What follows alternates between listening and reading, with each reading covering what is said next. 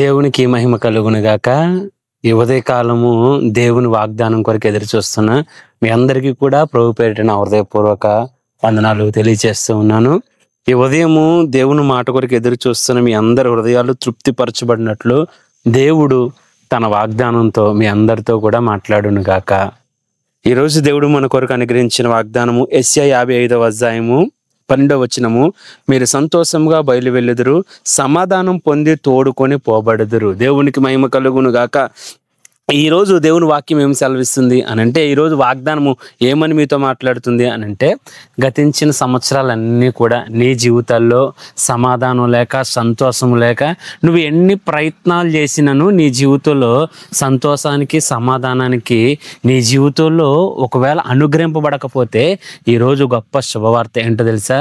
దేవుడు నీకు ఈ సంవత్సరం ఎలా ముగిస్తావు అనంటే, గతించిన సంవత్సరాలన్నీ బాధతో ముగించుంటావు, కన్నీటితో ముగించుంటావు, వేదనతో ముగించుంటావు. కానీ ఈ సంవత్సరం ఎలా ముగించి నూతన సంవత్సరానికి వెళ్తావో తెలుసా?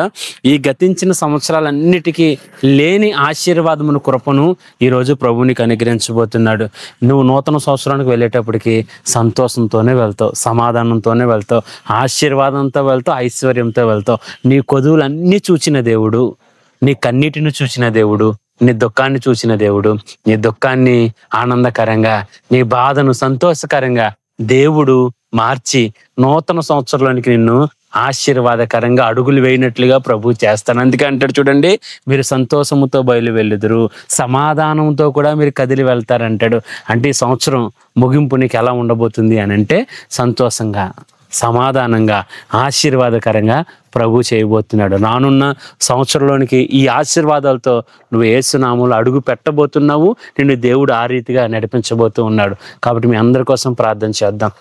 దేవా, ఎంతమందికి శాంతి సమాధానం లేదో వారందరి జీవితాల్లో శాంతి, సమాధానము, కృప నిశ్చయంగా వారందరికీ అనుగ్రహింపబడును గాక. ఆమేన్, ఆమేన్, ఆమేన్.